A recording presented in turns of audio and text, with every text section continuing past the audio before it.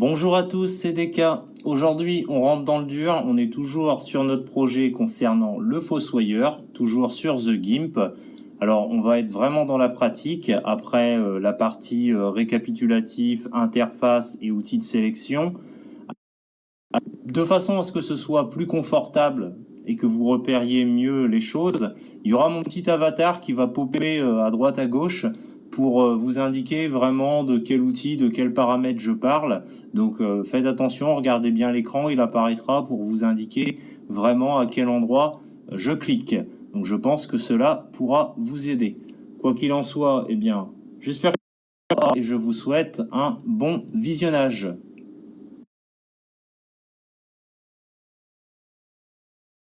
On va rentrer dans le vif du sujet, et comme on veut se concentrer que sur le personnage, eh bien on va tout de suite employer un outil qui est l'outil de découpage du calque, parce que là on est sur un calque, et le calque, vous voyez, il est ici à droite. D'ailleurs on va le renommer, on va l'appeler base, comme ça on saura que c'est notre calque de base. Alors pour le renommer, j'ai double-cliqué, et je tape un nouveau nom. Ce calque-là, si on fait un clic droit, on voit qu'il y a marqué, quand on va sur tout en bas, ajouter un canal alpha, c'est marqué en gris. Donc ça veut dire qu'on ne peut pas en ajouter un. Pourquoi on ne peut pas en ajouter un? Eh bien parce qu'il en a déjà un. Et comment on sait? On peut vérifier qu'il en a déjà un. Il suffit de prendre à gauche par exemple l'outil gomme. Voilà. Et on va mettre un coup de gomme. Et vous voyez que dessous ce qui apparaît, c'est une sorte de trame avec plein de petits carreaux. Donc quand vous avez ça, ça veut dire que le canal alpha est activé, et le canal alpha, pour ceux qui ne le savent pas, c'est quelque chose qui gère la transparence. Donc voilà.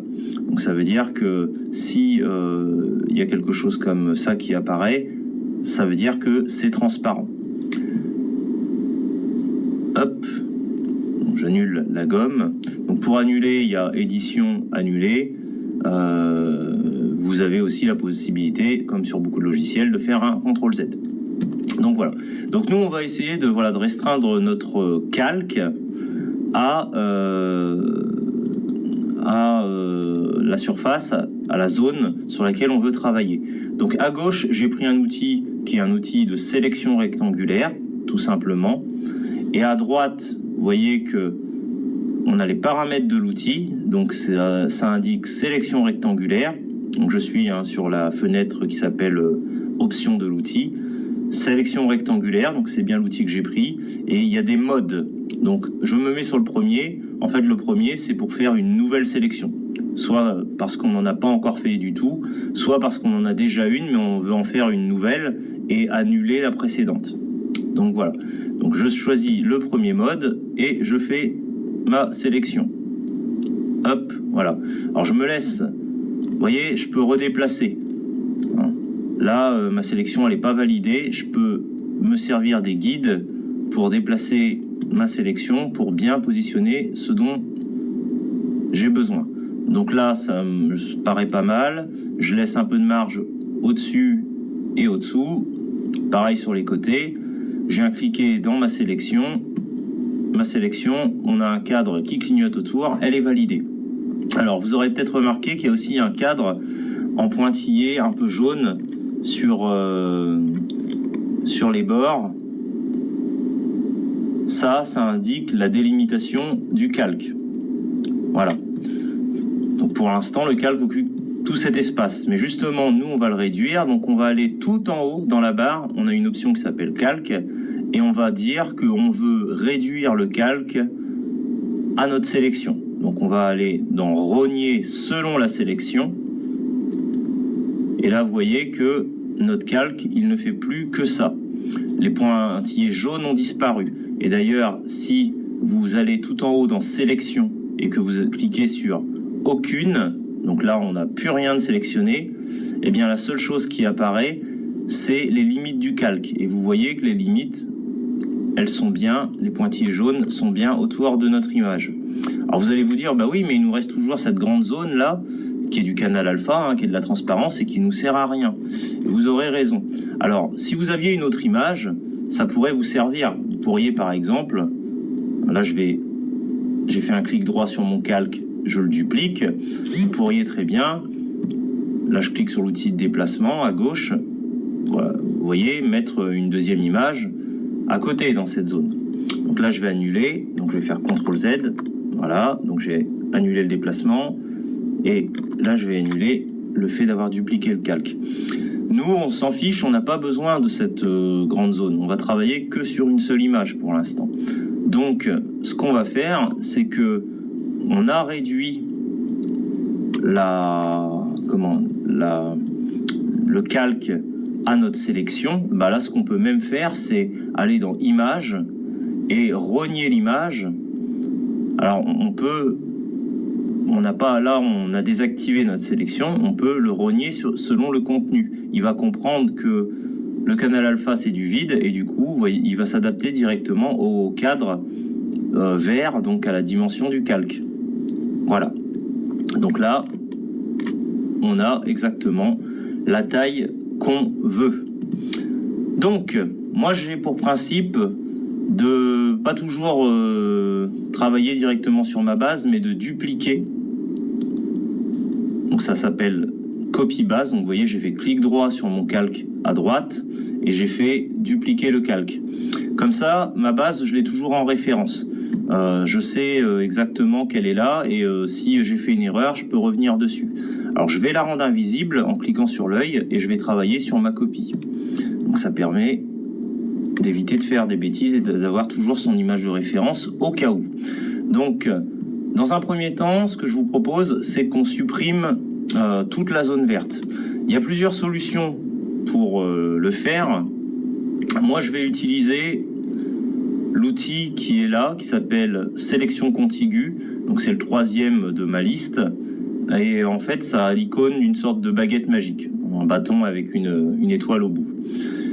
Cet outil-là, il va me permettre de faire des sélections, mais il faut que je regarde sur quel mode je suis. Donc à droite, je suis bien sur l'outil sélection contiguë, je suis en mode sélection générale. Alors vous remarquerez que ce soit pour la baguette magique, pour la sélection rectangulaire, pour la sélection elliptique, pour la sélection à main levée ou pour la sélection par couleur, vous avez toujours à droite les mêmes modes qui sont proposés.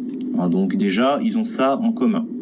Donc ça peut déjà vous aider à vous y retrouver. Donc moi, je reviens là à gauche sur ma sélection via la baguette magique et je vais faire en sorte de venir sélectionner le vert. Alors attention, je reviens à droite, il y a d'autres paramètres. Là, j'ai un paramètre de rayon. C'est un paramètre qui fait que si je sélectionne les choses, ça va être une sélection qui va être plus ou moins dure. C'est-à-dire qu'il y a des sélections qui parfois vont vous faire des sortes de gros escaliers de pixels. Si vous trouvez que c'est un peu trop dur, un peu trop crénelé, eh bien vous pouvez adoucir les bords. Donc cocher la case adoucir les bords, cocher la case lissage aussi, et définir un rayon. Là je suis à 5,4. On pourrait même l'augmenter un peu. Je pense que à 10, ça peut être pas mal. Vous avez une barre de seuil qui est indiquée. Je vais la mettre volontairement à 0 pour vous montrer ce que ça fait quand elle est à 0. Quand elle est à 0 et qu'on clique sur le vert, vous voyez, il me sélectionne des zones de vert, mais il ne me sélectionne pas tout le vert. Alors, pourquoi ?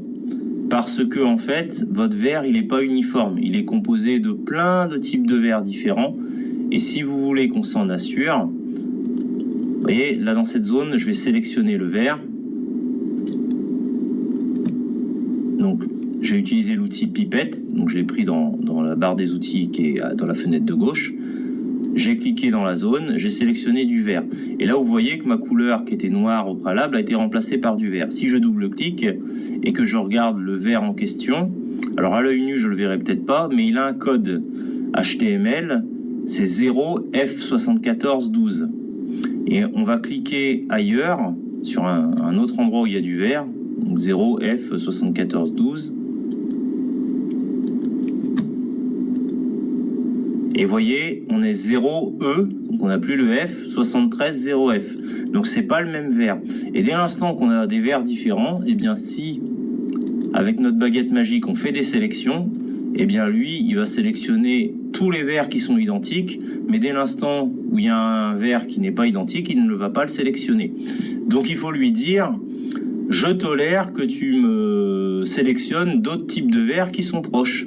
Et ça marche avec la barre de seuil. Donc plus la barre de seuil est grande, plus on lui donne de tolérance. Par contre, si vous lui en donnez trop, je vais la mettre à 100, même plus de 100 par exemple, et que je clique dans le vert, vous voyez, on a été tellement tolérant qu'il m'a sélectionné aussi des zones de bleu. Donc là, c'est beaucoup trop. Donc là, ce qui marche bien avec mon dessin, j'ai fait quelques tests, c'est de se mettre à peu près à 30. Hop, et vous voyez, quand je suis à 30, il sélectionne bien le vert et on est proche de notre personnage. Alors on est proche, mais on n'est pas collé au pantalon. Il va peut-être y avoir encore un petit liseré.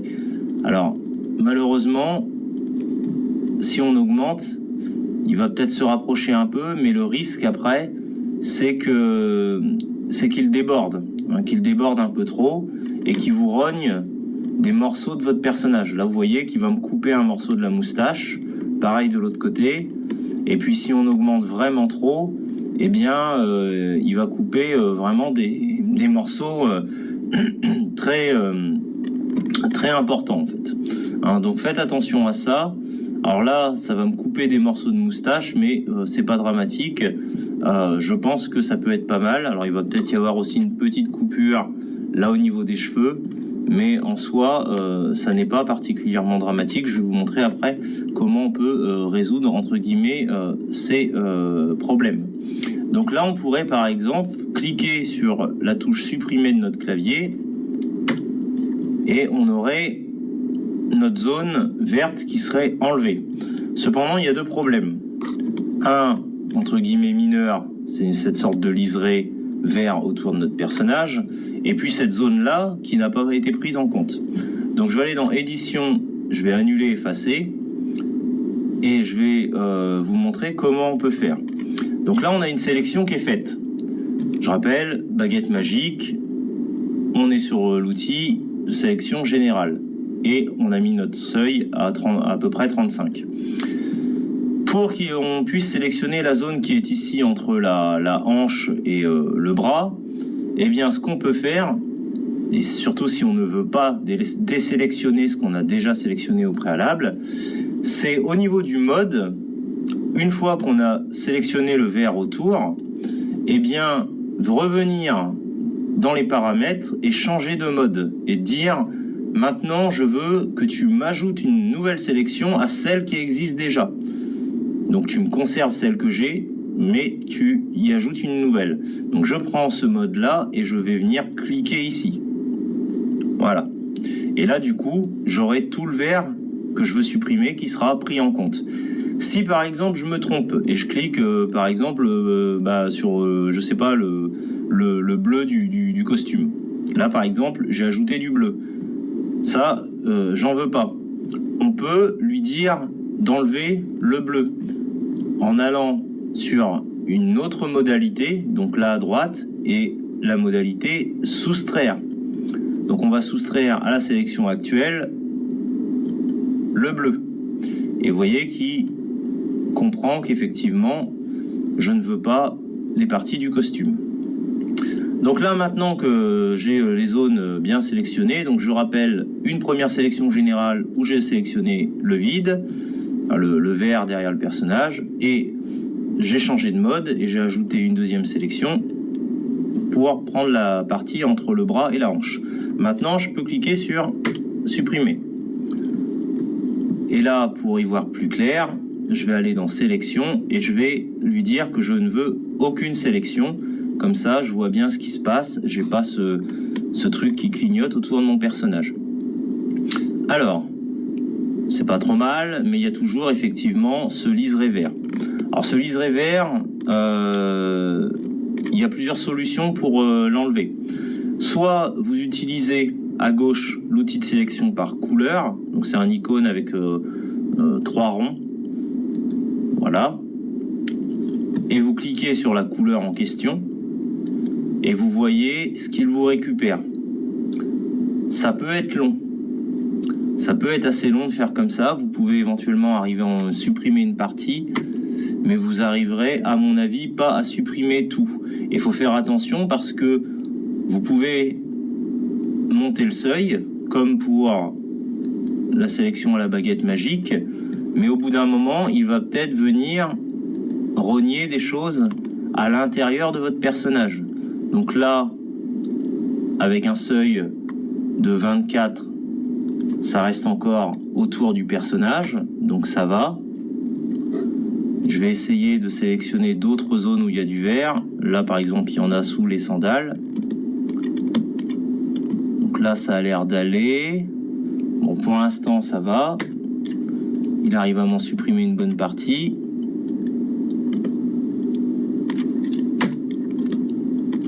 Bon, pour l'instant, on n'a pas trop à se plaindre. Ça va, il rentre pas trop dans le personnage. Quoique, vous voyez là, ça commence à empiéter sur le visage. Il y a quelques petits points qui vont être affectés. Alors, c'est léger, c'est pas trop problématique. Là, honnêtement, ça, on pourrait le retoucher par la suite. Mais si vous voyez que ça vient trop empiéter, là, je vais le faire. Et puis, je vais faire sélection aucune. Voilà. Donc, vous voyez, ça m'a fait quand même quelques petits trous. Si vous voyez que ça vient beaucoup trop empiéter sur... on voit là, il y a des trous dans la moustache. Que ça vient trop empiéter sur votre personnage. Hop.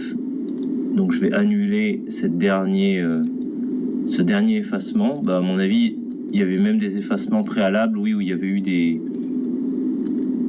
des trous. Hop. Donc là, c'est mieux. Donc si vous voyez que ça commence à empiéter un peu trop sur votre personnage, eh bien la solution, je dirais, la plus simple, certes un petit peu fastidieuse, mais c'est de prendre le lasso, donc qui s'appelle outil de sélection à main levée dans The Gimp. Alors faites attention de bien régler aussi votre mode à droite, et puis de venir tracer. Alors ça peut se faire à la souris, ça évite que vous abîmiez la pointe de votre stylet en tapotant pour faire des points. Vous pouvez venir placer plein de petits points comme ça. Voilà. Alors là, je laisse le vert volontairement puisque ça correspond à la zone de l'objet que le personnage tient au bout des lèvres. Là, par exemple, je vais aller voilà, jusqu'à l'oreille. Et je redescends. Alors, si vous êtes monté trop haut, vous pouvez utiliser la molette pour redescendre. Vous pouvez aussi rester appuyé sur CTRL, utiliser la molette pour dézoomer et retrouver votre point d'origine. Hop, on se relie à notre point d'origine. Donc là, je dézoome. Donc, touche CTRL, molette. Et là, vous allez voir que je vais, avec la touche du clavier, supprimer. J'ai enlevé la zone verte qui me gênait. Donc là, on est déjà plus propre et on est sûr de pas trop empiéter sur l'intérieur du personnage. Donc ça, c'est des solutions, je vais pas faire tout le personnage, mais qui peuvent vous permettre de nettoyer un peu votre personnage. Alors, pour pas que la vidéo soit trop longue, je vais m'en tenir ici. Donc vous aurez vu toutes les options, on va dire, possibles de découpage.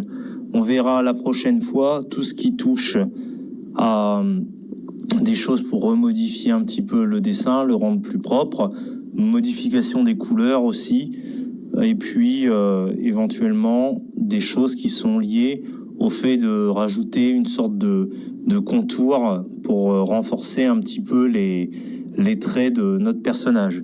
Et bien sur ce, j'espère que la vidéo vous aura plu et je vous dis à bientôt.